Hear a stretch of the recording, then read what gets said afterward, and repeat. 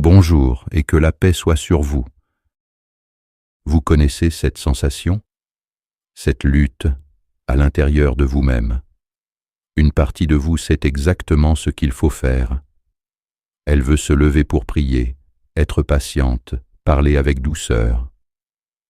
Et puis, il y a cette autre partie de vous, cette voix qui murmure en toi. Reste au lit, c'est plus confortable. Tu pourras te rattraper après. Cette impulsion négative qui, selon les situations, vous fait répondre ou réagir avec colère. Cette paresse qui vous empêche de faire le bien que vous vouliez accomplir.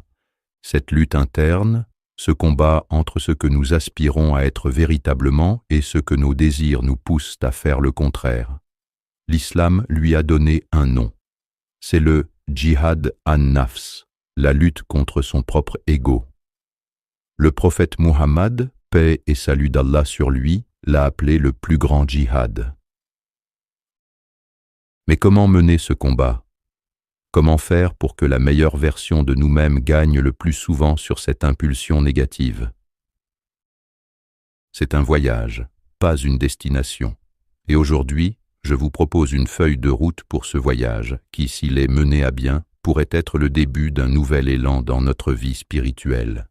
Je vous propose à la suite 3 étapes claires et pratiques, inspirées de la sagesse islamique, pour commencer à maîtriser votre nafs.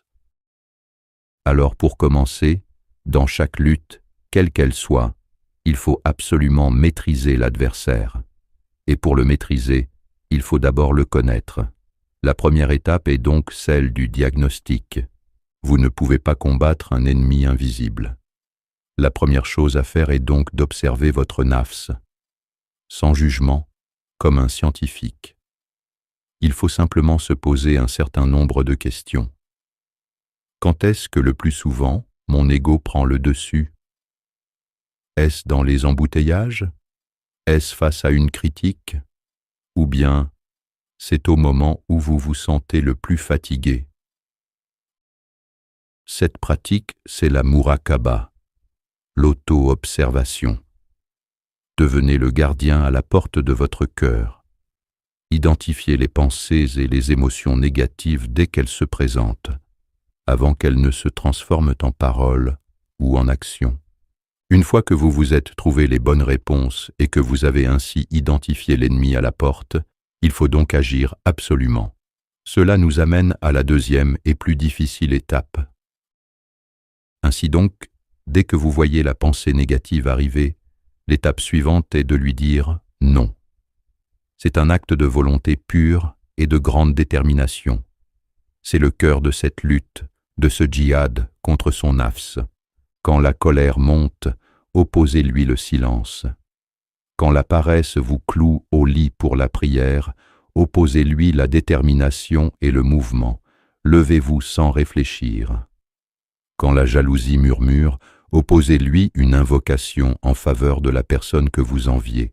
Chaque non que vous opposez à votre nafs est une victoire qui affaiblit son emprise sur vous. C'est difficile au début, mais comme un muscle, votre volonté se renforce à chaque répétition. Mais une précision très importante à absolument tenir compte dans cet effort qui doit être constat est que combattre ces impulsions négatives ne suffira toujours pas à chaque fois. On ne peut pas les chasser juste et laisser un vide. Et c'est là qu'intervient la 3e et dernière étape, la plus belle de toutes. Combattre le nafs est épuisant. Pour gagner sur le long terme, il ne suffit pas de lutter contre le mal. Il faut activement nourrir le bien. Vous devez renforcer votre âme, votre ruh, pour qu'elle devienne plus forte que votre ego. Comment? En lui donnant sa nourriture préférée. Chaque prière faite avec concentration, chaque page du Coran lue avec méditation, chaque moment de dhikr où vous vous souvenez d'Allah, c'est un repas pour votre âme. Plus votre âme est forte et nourrie, moins la voix de votre nafs aura de pouvoir sur vous. Alors, résumons ces 3 étapes. Identifier, s'opposer et substituer. Observez l'ennemi, dites-lui « non » et nourrissez votre âme pour la rendre plus forte que lui. Il faut quand même savoir, et cela est très important, que le but du djihad al-nafs n'est pas de devenir parfait et cette lutte n'est pas temporaire, elle est permanente. C'est un voyage qui dure toute une vie. Mais chaque pas, chaque petite victoire contre votre propre ego est un acte d'amour immense envers Allah. C'est la preuve que vous essayez, pour lui, et c'est tout ce qu'il nous demande. Alors souvenez-vous de ces 3 étapes clés. Identifiez vos faiblesses, leur opposer un non conscient, et substituez le mal par le bien en nourrissant votre âme. Et vous, quelle est l'étape qui vous semble la plus difficile dans ce combat intérieur? Partagez votre expérience dans les commentaires, car chaque témoignage peut aider et inspirer quelqu'un d'autre. Et si ce rappel vous a été bénéfique, montrez-le avec un like pour nous soutenir. Si vous souhaitez continuer ce voyage de transformation de l'âme, je vous invite à vous abonner et à activer la cloche pour ne manquer aucune de nos prochaines réflexions. Et pour aller plus loin, je vous recommande de regarder notre vidéo sur les 5 signes que la réussite est proche. Elle est le complément parfait de celle-ci.